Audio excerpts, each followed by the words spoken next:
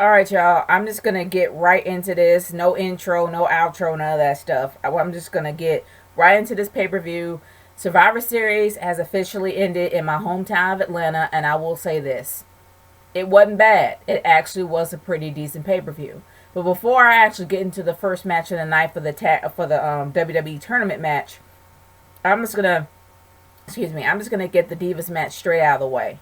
Now, a lot of people gave Charlotte and Paige a lot of flack because of how it was and all this other stuff and how the crowd wasn't into it. As for the crowd, I'm going to tell you straight up. When it comes to the ATL, if you don't have swagger, if you don't have flair, if you don't have any kind of charisma when it comes to your character or anything interesting about your character, we ain't going to care. And coming from someone who was from the ATL, we're not going to care. We're not even going to care enough to boo you or to cheer you. We're just going to sit on our hands until it's over. There were a few people that actually did care about the match. But I will say throughout some of the decent spots of that match, especially with Charlotte, there was some decent spots. I'm not going to lie. I mean, especially with Charlotte. Charlotte was trying to be pretty fast paced. She executed a lot of her technical moves very well. But of course, if it's not flashy, if it doesn't have a lot of flair to it, we're not gonna care. Seriously, we're not. But me personally, y'all know how much I love the Divas. And the fact is, just like I said in my predictions, WWE went the safe route and allowed Charlotte to actually win. And unfortunately, it kind of cost Paige a lot for her comments that she made on Monday. But instead of them rolling with it and just rolling with the punches and pretty much leading this whole heel thing on, they decided to go the safe route because more than likely they're actually going to set up a feud with Sasha Banks, which was something that's going to be expected. And of course, they chant "We love Sasha" because Sasha has a lot of swagger to her. So of course, everybody in the ATL loves Sasha. And of course, and just to get into it, and before I get into the other matches, besides the Divas match and everything, and how that's pretty much explained, Atlanta don't like faces. They're not a big fan of faces. They're more fans of heels and anti-heroes. Of course, you got your Stone Colds, you got your Rocks, you got your New Day. They love the New Day. I never expected the ATL to like the New Day, but they love the New Day. The New Day got a lot of pops. I mean, they got a lot of chants like New Day rocks. And we love our heels. We love our heels. We love our anti-heroes. We are not into the cookie cutter baby faces. We're just not. There's probably a few that slip in between the cracks, but that's few and far in between. So for those that actually do a review and to talk about how the crowd is reacting, we're not like the Chicago crowd. We're not like the Philly crowd. We're not that hard on you. We just don't care. So I guess not really caring and actually not reacting at all is a lot worse than just completely booing you. We don't really give that much care or thought of booing you unless you are a diehard wrestling fan. But when it comes to all the matches and people in the matches, they are all about the heels. Hence why they love Paige more than Charlotte. And the same thing with Kevin Owens. They love Kevin Owens a lot more than Roman Reigns. That's just how it was. Actually, no, I take that back. It was, actually liked, well, I'm going to be honest with you. When it comes to the Roman Reigns versus, when it comes to the Roman Reigns versus Del Rio match, honestly, I don't think anybody really cared that much because nobody really liked Roman. Nobody really liked Roman Reigns. I guess they remind him too much of Cena because Atlanta don't like Cena. Nobody likes Cena. Not even the kids like Cena. So they probably remind him of Cena. So that's probably the reason why they didn't really like Roman Reigns that much and they didn't really chant. It was kind of a mixed bag. But mostly there were times he had boos and then there were times he had cheers, but you know who was cheering him? The little ones. But honestly, not that many people cared about Roman Reigns. It wasn't massive boos, but it was kind of a mixed bag between him and Del Rio. I don't think anybody cared much about Del Rio. I don't think anyone did care about Del Rio. But, of course, it was predictable that Roman Reigns actually did win. And I kind of knew it was going to be a Shield versus Shield main event. But anyway, let's get into the second match of the night. The second tournament match of the night. And they were actually getting it cleared away, like straight away like that. Now, when it comes to Kevin Owens versus Dean Ambrose, that was a well heated match. I love that match. Seriously, it was a really good match. I enjoyed every bit of it. And honestly, even though Kevin Owens was the heel, and even though you got Dean Ambrose as your anti-hero, who they cheer for? Dean Ambrose. They love Dean Ambrose. They wanted Dean Ambrose to actually win. And when Dean Ambrose actually went in the main event against Roman Reigns, who got cheered more? Dean Ambrose. Maybe it's a few cheers for Roman Reigns, but more cheers for Dean Ambrose than Roman Reigns.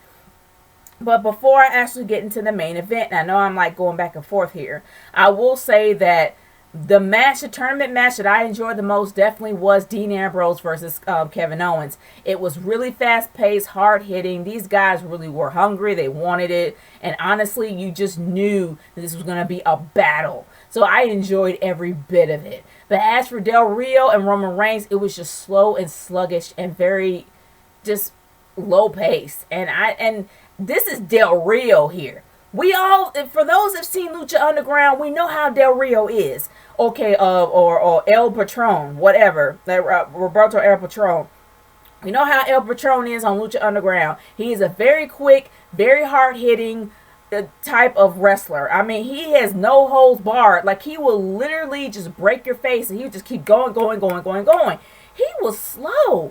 It's like he had to dumb himself down for Roman Reigns. And I'm like, this isn't Del Rio. Del Rio is a very quick, very fast-paced moving luchador.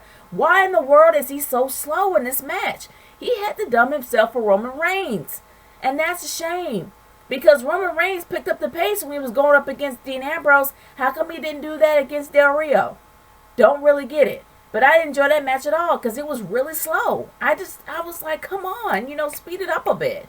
I know they tried. They gave it their all. They really performed pretty well. I mean, except for the botch that Roman Reigns had when he was tossing, the shoulder-to-shoulder toss to Del Rio. And I guess he kind of botched that because he landed on his arm. So, but besides that botch, it was just slow. It was really slow, really boring. Didn't really enjoy that at all. But moving on from that, I actually did forget about this match, and I know I actually mentioned it in my I can't think of the name of it right now. Predictions. Yeah, I just kind of had a brain freeze there.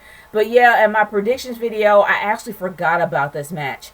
And this match still was forgettable. Even though I like Prince Pretty, I enjoy Prince Pretty's intro. I love Tyler Breeze. And of course, who doesn't like Dolph Ziggler? But I just didn't care about this match. I really wish I did, but I just didn't. I wasn't paying attention to that match at all. I literally had to look on Twitter to see who won. I saw like a few snippets of it, and it wasn't so bad. It actually shows that Tyler Breeze is pretty good in the ring. But I just didn't care much about that match because the feud was just so lackluster. There wasn't anything building up to this match at all. It just felt really random. So I didn't really care much about it. So when someone actually won, I had to look on Twitter to find out. And I'm kind of glad that Prince Pretty actually did win because Tyler Breeze needs to win more than Dolph Ziggler. Dolph Ziggler already has his status as a vet kind of cemented. And not to mention, he's been a champ before. So, honestly, Tyler Breeze needs this win more than he does. That's pretty much it. He really needs it more than he does. So, I'm kind of happy for the fact that he actually did win. But anyway, I didn't really care about much about that match at all. So, let's move on from there. Here's the biggest question mark that has happened all night. We had not one, not two, but 3 Survivor Series style matches. Seriously, we had 3 traditional 5-on-5 Survivor Series matches. Why? We had one on Raw, we had one for the kickoff, and then we had another one on the card. Why 3? Like, I would have been fine if they didn't have the match at all. Like, if they decided not to have the traditional match on the card for that night, I would have been straight. I would have been fine with that, seriously. As we already saw it on Raw, but technically it really wasn't traditional because it's actually teams. It's always a team and it's always a feud leading on up to that team match at Survivor Series. but we didn't really have teams. The only time we had teams was on Raw, and it was Seth Rollins versus Roman Reigns. So, you had that, and we were fine. I was fine with that. Then we end up having the kickoff match with it was like a random match. You had the heels versus the faces. And then we had another match again with the heels versus the faces. I'm like, okay, why do we have to have 3? And we can just have 1 before the actual pay-per-view and we'll be straight. But other than that, I didn't really care much about it. Seriously. Because the Survivor Series match is always the main event and it's always a feud building on up to it. But there really was no feud this time. So it was just pointless. So I really didn't care much about it at all. It was just something that passed the time, I guess. I guess a break before the actual Taker match. And speaking of Taker, I will say this. The entrance for Undertaker was very impressive. But the one thing that I really do believe that really held true, and I think it came from Wrestler Watcher Mike on Twitter, he actually said Undertaker and Friends. And it pretty much was Undertaker and Friends. Because nobody in that entire arena cared about anybody else in that ring except for Taker. It was the Brothers of Destruction versus the Wyatt family. Nobody freaking cared about the Wyatts and nobody cared about Kane. It was all about Taker, which is a problem. You're not going to have a lot of people that's going to care about the match if you there to see one guy. I'm actually surprised that people didn't go home after that match ended. But everybody was rooting for Dean Ambrose, so Dean Ambrose actually kept people in their seats. But despite all that, the match was predictable at best. It was extremely boring. I could care less because honestly, they picked the wrong 2 guys to get in the ring. I understand they had to have Bray in there. But why the heck did they not have Braun Strowman in there? He's the strongest, he's practically the strongest guy in the Wyatt family. He's the black sheep of the Wyatt family. He's the guy that they had been hyping up for months about who this new character was. Well, actually for days. But either or, this guy's the strongest dude on the team. Why in the world would you have Eric Rowan going there first? And then all of a sudden you have Luke Harper. And Luke Harper's strong. But why do you have Luke Harper and Braun Strowman in there? I understand that Bray had to somehow make his appearance, I guess. But it would have made more sense if Bray was in the background and you had Luke Harper and Braun Strowman in there versus the Brothers of Destruction. It would have made sense. Since they had a cop-out and they didn't have all 4 of them going there to go against these guys, they had to have 2. Get 2 of your strongest guys in there to beat them up. Which shows me that the people that they picked let me know they were going to lose. This is freaking Bray Wyatt. Has Bray Wyatt ever taken anyone out without having a very cheap finish? Yeah, every finish he had was cheap. And I mean, he probably had a few clean ones, but there were few and far in between. This was the Brothers of freaking Destruction. Do you know that how many people that not only would protest, but probably riot if Taker lost? That's the only thing that would suck. I actually really wanted Taker to lose because Taker needs to lose. And everybody was all in pomp and circumstance about the stupid 25th anniversary. Like I said many times before, do not get me wrong about Undertaker and his legacy. I love Taker. I love Kane. I understand that Taker has a huge legacy as well as the streak that he had. But it overshadowed and eclipsed the entire match, which is a problem. You want to push the future. You want to make sure the future has their foothold in the company when you're about to go. It's a given that Undertaker is going to retire this year. I'm sorry. It's obvious. It's completely obvious unless he changes his mind at the last freaking minute.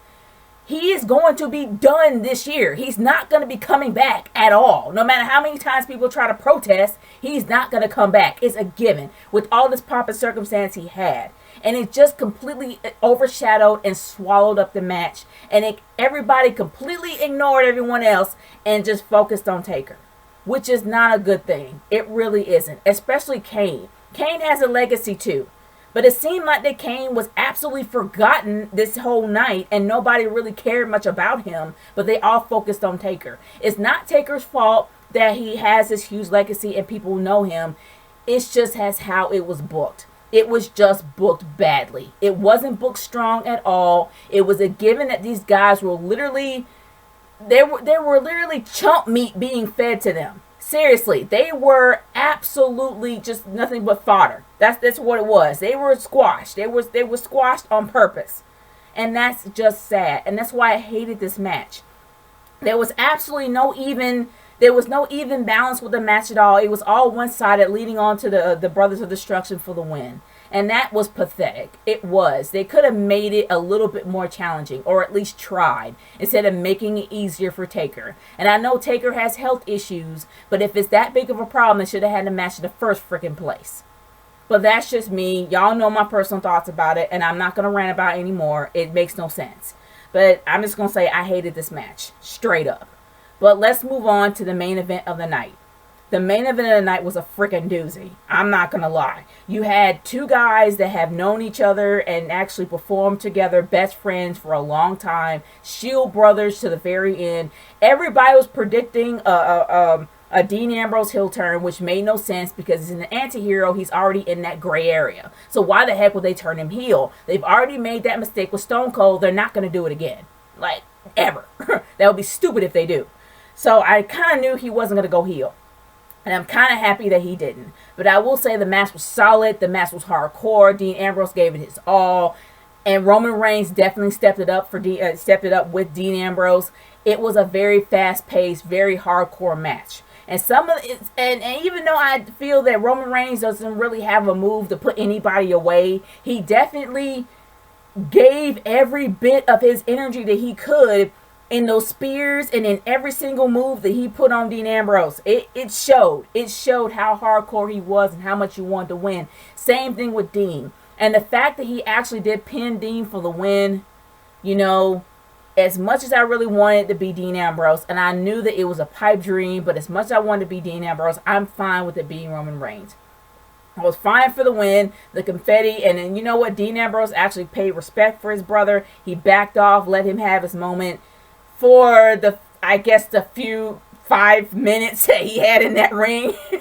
It probably gave him like a good maybe 3 to 5 minutes in that ring before Triple H came out. And when Triple H came out, shook his hand, and he walked off. I didn't really see this coming because it was way too freaking early. This is something that you pretty much see down the line for like Fastlane before WrestleMania. But here comes Sheamus. It would have been awesome if Sheamus did not keep the belt. I mean, lost the briefcase. It would have been great if he actually did lose the briefcase. He cashed it in. He kicked Roman Reigns in the head. He kicked out. I really thought he was going to mess up and somehow cash it in and have nothing leading on up to WrestleMania. It would have been great.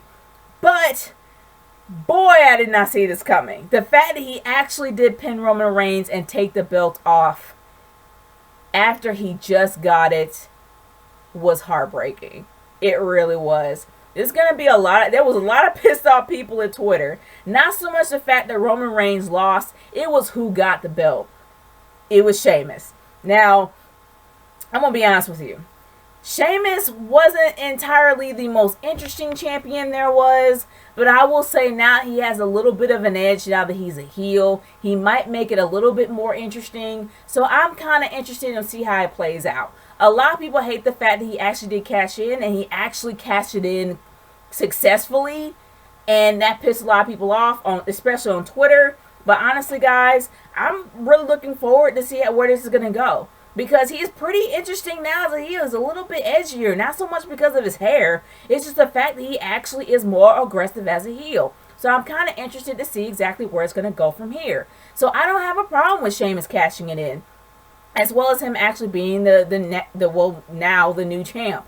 But honestly, this is going to be a feud that's going to lead up probably to Royal Rumble, maybe on up to WrestleMania. We'll see. But like I said, I am interested to see where they're going to go with Sheamus. But guys, my overall thoughts is this. This was an okay pay-per-view. It wasn't horrible. It wasn't bad. There was a few matches that I didn't really like. I didn't really like the Taker match that much, but the interest was cool. I didn't really care much about Prince Pretty versus Dolph Ziggler, but I will say that I'm happy that he won.